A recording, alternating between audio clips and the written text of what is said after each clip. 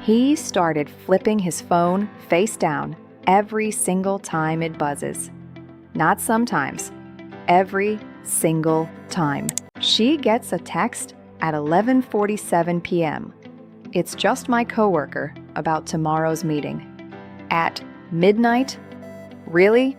Suddenly, he's at the gym 5 days a week, bought all new clothes, and keeps asking if I noticed he lost weight.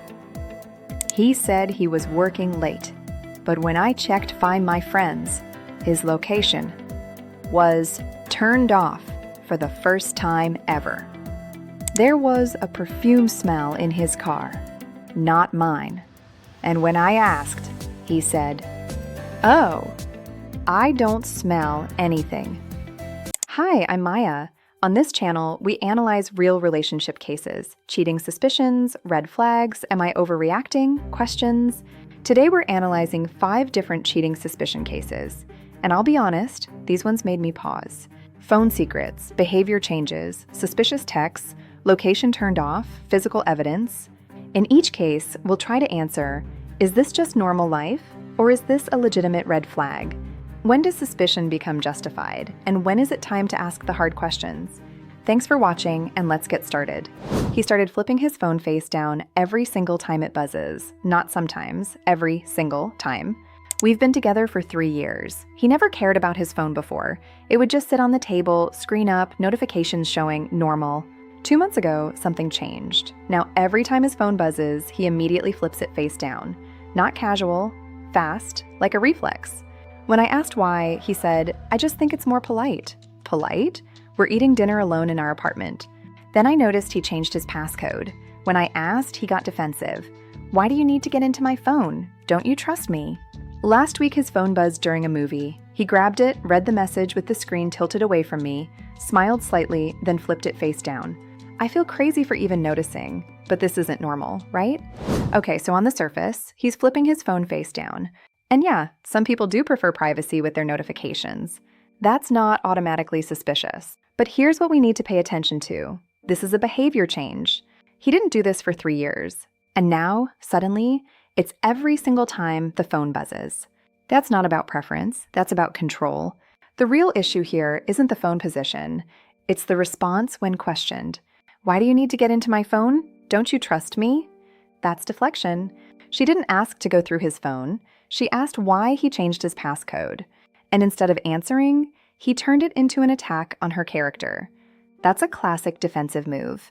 And let's talk about that smile. He read a message, smiled, tilted the screen away from her, then hid it. That's not being polite. That's concealment with an emotional reaction. When someone is hiding their phone and getting defensive about simple questions, they're not protecting privacy, they're protecting a secret. Could this be innocent? Technically, yes. Maybe he's planning a surprise. Maybe he's dealing with a sensitive work situation. Maybe he's texting a friend about something private. But here's the thing. Innocent explanations don't usually come with, number 1, sudden passcode changes, defensive aggression when asked about it, smiling at hidden messages, 3 years of normal behavior suddenly shifting. If it was one thing, maybe. But this is a pattern, and patterns tell the truth. If you're in this situation, here's a boundary statement that's calm but clear. I'm not asking to go through your phone. I'm noticing that your behavior around your phone has completely changed. And when I ask about it, you get defensive instead of answering. That makes me feel like you're hiding something. If nothing's going on, help me understand why things are suddenly different. This isn't accusatory, it's observational, and it puts the responsibility back on him to explain the shift. Here's my question for you. Is flipping a phone face down suspicious? Or is it the combination of face down phone passcode change, defensive reaction, hidden smiles that makes this a red flag? Drop your thoughts in the comments. Now let's look at case 2. She gets a text at 11:47 p.m. It's just my coworker about tomorrow's meeting. At midnight? Really? My girlfriend and I have been together for 2 years. A few months ago, she started a new job and mentioned a coworker named Alex a few times. Normal work talk. And mentioned a coworker named Alex a few times. Normal work talk. Then the texting started. Late. Like really late. Last Tuesday, we're getting ready for bed. Her phone lights up at 11:47 p.m. She picks it up, smiles, types back quickly, I asked, "Who's texting this late?" She said, "Oh, just Alex from work. We have a big meeting tomorrow, and he had a question." Okay, but then it happened again Thursday, 10:38 p.m., Saturday night at 11:15 p.m. I asked, "Does Alex always text you this late?" She got irritated. "He's just a coworker." Why are you being weird about this? Now I feel controlling. But coworkers don't text at midnight. Unless, what? Am I overreacting? On the surface, she's getting work texts. And yeah, sometimes people text late about work stuff. Deadlines happen, urgent questions happen. But let me ask you this. Why is Alex from work texting at 11:47 p.m. on a Tuesday, 10:38 p.m. on a Thursday, and 11:15 p.m. on a Saturday night? Saturday. Night. There is no meeting on Sunday morning. So what's the work emergency? The issue isn't that a coworker texted. The issue is 1. The frequency and timing. 2. The smile when she read it. 3. The immediate defensive response when questioned. Why are you being weird about this? That's not reassurance. That's deflection. She didn't say, "I know it seems odd, let me explain." She turned it into his problem for even noticing. And here's something subtle but important. When someone is defensive about normal questions, it's because they know the situation doesn't look normal. Could this be innocent? Sure. Maybe they're working on a huge project. Maybe Alex is in a different time zone, though that wasn't mentioned. Maybe she's just a night owl who doesn't think twice about late texts. But here's what makes this lean toward red flag territory. The smile when reading, the quick reply, the pattern of late night contact, the irritation instead of understanding when he expressed concern. If it's truly just work, why not show him the messages? Why get defensive instead of offering transparency? Innocent people don't guard their phones, they just don't. Here's how you could approach this. I'm not trying to control who you talk to, but I've noticed this coworker texts you late at night pretty regularly, even on weekends. That feels less like work and more like personal connection. If I'm wrong, I'd love to understand what's going on, but right now, it doesn't feel normal. This is calm, it's not accusatory, and it gives her space to either explain or reveal herself. So here's my question for you. At what point does just a coworker become emotional cheating? Is the timing suspicious, or am I reading too much into late-night work texts? Let me know in the comments. Let's move to the next case. Suddenly he's at the gym 5 days a week, bought all new clothes, and keeps asking if I noticed he lost weight. A sudden shift in behavior. Let's look at the marriage history. We've been married for 6 years. My husband has never been a gym guy. We've both put on some weight over the years. It was fine. We never made it a big deal. 3 months ago, he suddenly joined a gym. At first, I thought, good for him, he's getting healthy. But now he's there 5 days a week. Before work, after work, sometimes both. He bought all new clothes, tighter shirts, new jeans, cologne I've never seen before. He keeps asking, "Do I look different? Have you noticed I lost weight?" Last week he was flexing in the bathroom mirror and didn't realize I was watching. He looked proud, but not for me. He didn't even turn around. When I said, "You look great. Who are you trying to impress?" he got defensive. Can't I just take care of myself? Something feels off, but maybe I'm just insecure? Okay, let's be clear. There's nothing wrong with someone deciding to get healthy.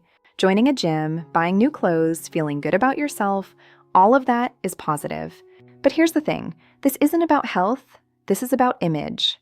He's not just working out. He's obsessed. He's asking for validation. He's checking himself out in mirrors. And when she compliments him, he gets defensive instead of appreciating it. That tells me the attention he's seeking isn't coming from her. Let's talk about the pattern here. 6 years of being fine with his body. Sudden, intense focus on appearance. New wardrobe, new cologne, new routine. Fishing for compliments, but not from his wife. Defensiveness when she asks the obvious question. This is classic trying to impress someone behavior. And the fact that he's not sharing this excitement with her, that's the red flag. When people make positive changes for their relationship, they include their partner. "Hey, want to work out together? Do you like this cologne? I'm doing this for us." When people make changes for someone else, they hide it. They get defensive. They act like their partner is being unreasonable for even noticing. Could this be innocent? Absolutely. Maybe he had a health scare. Maybe he's genuinely just feeling better about himself. Maybe the gym is helping his mental health. But let's look at what doesn't fit the innocent self-improvement narrative. The obsession, twice a day sometimes. The new cologne, not for a spouse he's been with for 6 years. The mirror checking when he thinks no one's watching. The defensiveness instead of enthusiasm when she notices. If this was about health, he'd be inviting her into it. If this was about feeling good, he'd be excited to share that with her. Instead, he's secretive and defensive. And here's the hard truth: sudden, dramatic appearance changes are one of the most common signs of an affair. If you're in this situation, here's what you could say. I'm happy you're taking care of yourself, but I'm noticing this feels less like health and more like you're preparing for something. You're buying new clothes, new cologne, going to the gym obsessively, and when I ask about it, you shut me down. If this is truly just for you, I want to support that. But right now, it feels like you're making these changes for someone else's attention. This names the behavior without accusing. It creates space for honesty. Here's what I want to know from you. Is sudden self-improvement always suspicious?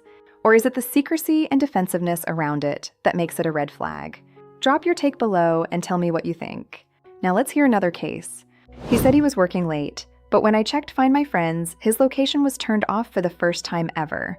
My boyfriend and I have shared our locations for 2 years, not because we're controlling, just convenience. Where are you? Check the app. Last Wednesday, he texted, "Working late, don't wait up for dinner." Fine, except when I checked Find My Friends to see if he was still at the office, his location was off, not no location found, turned off. I texted, "Your location's off, is your phone okay?" He replied 2 hours later, "Oh yeah, battery was dying so I turned off location services." But when he got home at 11 p.m., his phone was at 67%. I didn't say anything. Then it happened again Friday. Working late, location off, phone at 54% when he got home. When I asked directly, he said, "Why are you tracking me? That's toxic." Now I feel like the crazy one. Okay, so he's turning off his location, and his excuse is dying battery. Except his battery wasn't dying, it was at 67%, then 54% the second time. So the excuse is a lie. That's not interpretation, that's just math. But here's what's even more telling than the lie: the way he responded when she asked about it. "Why are you tracking me? That's toxic." No, that's not toxic. You both agreed to share locations 2 years ago. She's not tracking him, she's noticing that something you both openly shared is suddenly being hidden. And instead of explaining, he's weaponizing therapy language against her. "That's toxic" is not an answer. It's an attack designed to make her feel bad for asking a legitimate question. This is textbook Darvo. Let's break it down. Deny, battery was dying, it was a lie. Attack, why are you tracking me? Reverse victim and offender, that's toxic. She is the problem now.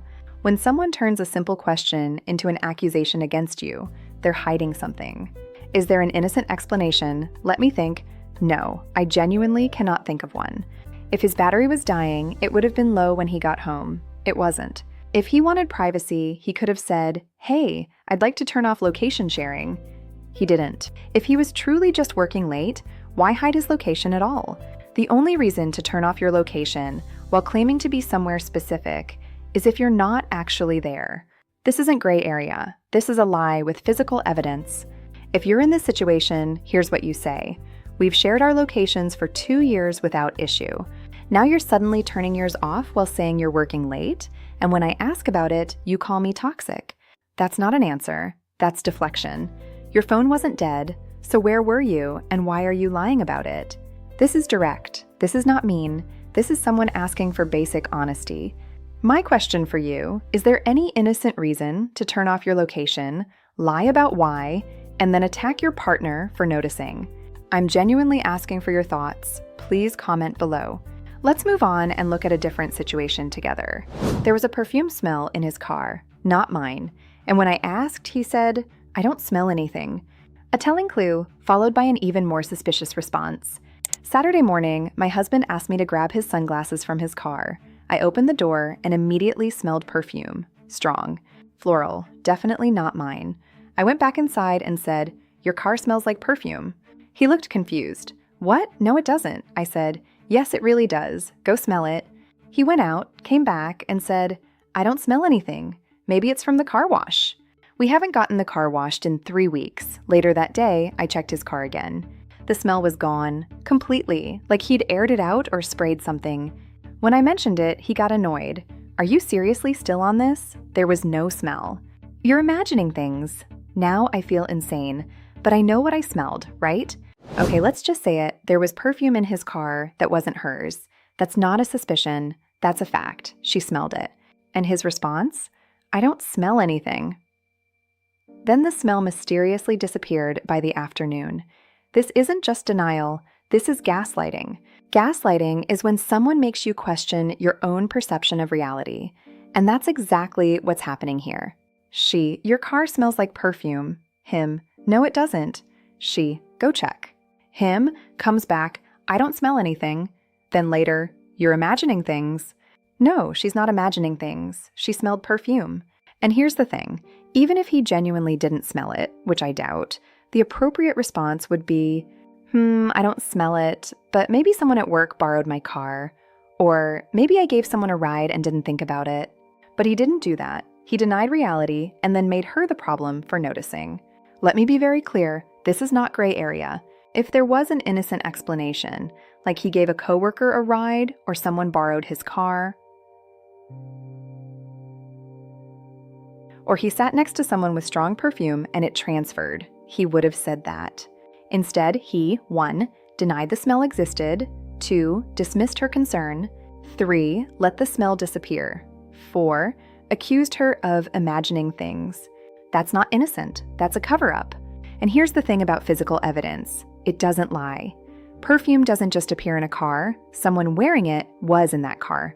If you're in this situation, here's what you say. I smelled perfume in your car.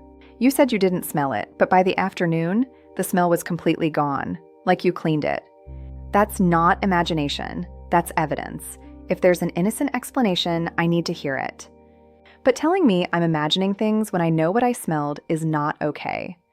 This is firm, this is not aggressive, this is someone demanding honesty. Here's my final question.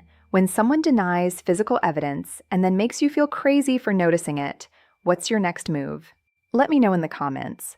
So we just analyzed 5 cheating suspicion cases: face-down phones, midnight coworker texts, sudden gym obsession, location turned off, perfume in the car, and here's what they all have in common. The real red flag wasn't the behavior itself, it was the response when questioned. Why don't you trust me? You're being toxic. You're imagining things. Why are you being weird about this? That's not defense, that's deflection. And deflection is what people do when they can't give you a straight answer. So here's my question. Which case hit closest to home for you? Have you experienced any of these? And what did you do? Drop your story in the comments. No judgment. We're all here to understand relationship dynamics better. Don't forget to like and subscribe. I'm here every week with new cases. I'm Maya. See you in the next one.